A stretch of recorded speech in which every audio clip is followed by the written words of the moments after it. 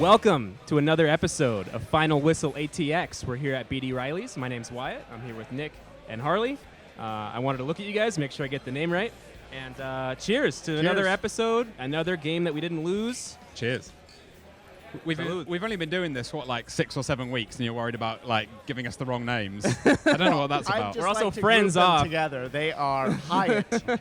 Yeah, you do. Like the hotel. You do like to do that. That's a problem. So we had another game, and I'm gonna let Nick tell us a little bit about it with our 3 big things from last week. So the 3 big things. First of all, another draw, another avoidance of a loss is how I like to think of it. Secondly, we're 8 from 8, 8 points from 8 games, and now we are done with this longest stretch of away games probably in Austin FC history. Finally. Looking forward. Yeah, it's going to be hard to break this one. Yeah, we could finally look forward to the first home game at Q2 Stadium, and that leads me to Spoiler my alert. third point. June 19th, the biggest date in Wyatt's history. This is true. Not for the home game. I mean, that is the same day, but Wyatt getting married this weekend. So hey, let's cheers to that. Thank you. Cheers. And shout out to my fiance who's behind the camera helping us with this episode. So we obviously, you're going to be watching the game, of course. The big game at Q2 Stadium. Just put everything on hold. What time does it starts at 8? It starts at 8. Okay, the ceremony or the reception is at 4:30. So I guess I could watch the game. I don't know how my future wife will feel about that. And actually, a few of my groomsmen are here in the background too, so I'm a little extra nervous today. But yeah, if I could give you some marriage advice for free, I please, would. both of you are married, yeah, so please do. Maybe we can get into that another episode. We'll do like the marriage edition of Final Whistle ATX. We might need some more drinks for that one, I feel Maybe, like. yeah. So, I'm not going to say with that being said, but so moving forward, let's talk about our takeaways from the last game, Harley. What was your biggest takeaway? It was an exciting game. What did you think about it? Yeah, 1-1 against Sporting Kansas City. Right. And my takeaway, or something that I wanted to discuss with you fine gentlemen, is that 2 moments in this game that stood out to me, maybe for the wrong reasons. Firstly, Sebastian Berhalter, who came on as a sub, young midfielder, losing the ball, getting caught in possession in his own half, and that's what directly led to the equaliser for KC. And then another young player, another substitute, Rodney Redes gets a chance perfectly made. You can't ask for much better with the ball in from Manny Perez, and he was under some pressure, so it wasn't the easiest chance in the world. But I think Adrian Healy, friend of the show, Adrian Healy, said on the broadcast... King of the Whistlers. He said on the broadcast, you just have to score those. So I don't want to be too harsh on these guys, but I'm kind of interested in how they bounce back, because 2 young guys who are not in the starting 11... Redes maybe started out the season in the 11 and is now not quite. He's more of that impact sub. I'm interested to see how these guys bounce back. Young players, when they have moments like that, maybe it can affect the confidence and maybe it can be a bigger issue. I'm hoping it won't be, but I don't know if you guys had any thoughts on that at all. Yeah, there were mistakes made. It was a scramble. That last 15 minutes, I was like, we're going to lose 2-1 again to these guys. We were texting, it was deja vu almost watching it like that. I was just happy that they clung on. I was more impressed by Cecilio Dominguez than I've been throughout the season so far. So I saw a shining light for him. The way that he took his goal, the little mini dribble he had before he let his shot go, and a perfectly placed shot as well. I was very impressed with. I think could have had another, of course, but I think this was his best game of the season. So while others made their mistakes, some of the younger guys made their mistakes, I think you finally saw what Cecilio is all about and why we have him. I wonder if Pochettino playing up front with him helped, I don't know, maybe clear up some space for him, because these last 2 matches have been his 2 best and most consistent through his stay with Austin FC so far. Yeah, I just really hope he's not hurt, guys. He goes down in the second half and comes off, and I don't know if it was super serious, but 1 week before the biggest game in Austin FC history, and oh man, the guy who has, I think, developed into the star man over the last couple of weeks, the star man that we all thought he was going to be this whole time. Yeah. Oh, that's such a gut punch. My big takeaway was that and this is going to sound harsh, but I think it's just the reality of an expansion team in the beginning of the year. But I didn't feel like we've grown a lot since the Kansas City game, because we had the exact same feeling. I had the same feeling in my stomach at the end of this as I did at the end of that last one, because we were winning 1-0. We kind of scored early. and we gave up a goal in the 71st minute. And we had some opportunities that we missed. You mentioned a few of them. We had some mistakes by some young players. So I don't want to overreact. I mean, this is just the reality of having a young team and being young in the season and having our 8th away game, you know. But I just feel like we haven't, you know, veteran teams find ways to gain 3 points in matches like that, and we didn't. But I don't want to sound too negative because, you know, this is just the reality of where we should be right now. But it could be that Kansas City improved since we played them, and we improved just the same amount. I mean, we did get a better result than the last time. Yeah. We lost to them last time. Obviously, Ring had his red card then, so things weren't exactly comparable. But we did get a better result this time than the last time we played them, which on paper shows at least some improvement. I'm curious. Go ahead. I was going to say 1 point is better than 0 points. Yeah, you're right about that. It could have been worse. It's a shame to lose the winning, not lose the game, but lose that winning position that they had for a long time. But yeah, a draw on the road, and Kansas City, I might be wrong, but I think they're second in the Western Conference right now. They're a good team. As of the last check, and we were 11th with 7 points. Now we're at 8 points. I'm not sure where we are in the standings right now, but we have 8 points, and we're in the race for the playoffs still for that 7th spot. But with the next game against San Jose Earthquakes, I wanted to ask you, do you... And where is that game again? That game is in a place... Q1? No, that's not right. Q2 Stadium. That's Q2, where it is. Austin, Texas, Austin, baby. Austin. That's where it's going to be. And so are any of us going to that game? I don't think any of us are, right? So I'll be that there is a for hot work, commodity. actually. Oh, yeah. There's going to be a KXAN tent where some of our on-air personalities will be there, and you can come on by and say hello to us. Yeah. I'm also going to be reporting from there during our special hour-long preview newscast that'll be going from 7 to 8. So we'll be getting everything you need to know just before the game. It's the first home game in Austin FC's history. It's a massive occasion. I was saying to one of my colleagues earlier, I feel like they could have filled Q2 Stadium twice over. The capacity is like 21,000, I think. I'm sure that they could have doubled that thing with the amount of people that wanted to go to this game. I think there's going to be such a buzz in the city, and I'm sure... I know that you work Saturdays, Nick, but Wyatt, if you've been out on a Saturday, I know that you've seen like people in green and black jerseys, hats, like me today. Yeah. It's all over the city, and I think that's just going to go times 10 this weekend. I think it's going to be crazy. This last week, I actually watched the game at one of Austin FC's pub clubs because I wanted to watch the game around people.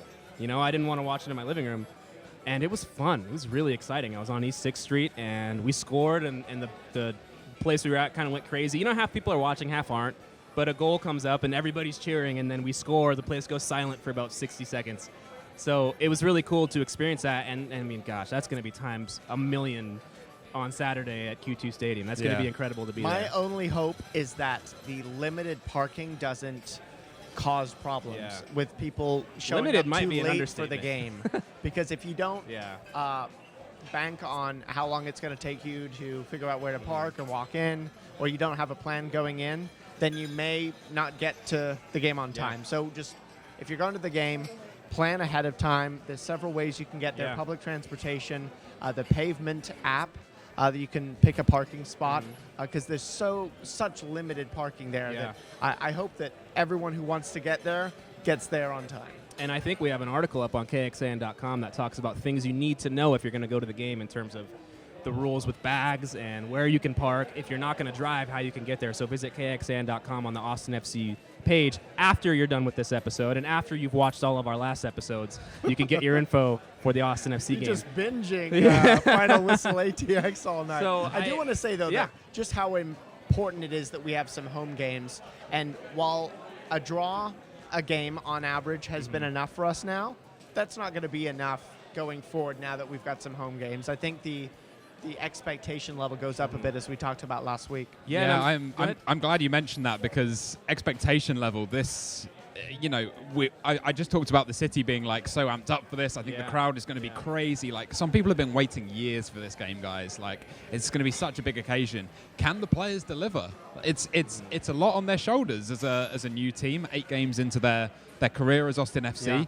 And if they go out there and they match what the fans are going to bring, then Austin FC is going to win like 6 or 7-0. So I think there's a lot of pressure on them this weekend. I'm on Twitter, and I was following some Austin FC fans and some support groups, and I want to join a support group. I saw one on their bio. They've been a group since 2013 for Austin FC. Wow. I don't know if it was Austin FC, but it was for soccer in Austin or football. I think actually they said football in there. But since 2013, I mean, we just got this to, I think it was 2 years ago they announced it, maybe even less than that. So that's how much people have been waiting for this moment, and it's almost hard to believe it's even here. Yeah. So we talked earlier about switching formations to 4-4-2. Did you see enough to think that should be our new formation moving forward, or was that just to match stylization with Kansas City? It's going to be difficult, especially if Cecilio doesn't play. But yeah, I think that's the key. Really, is personnel, who's available.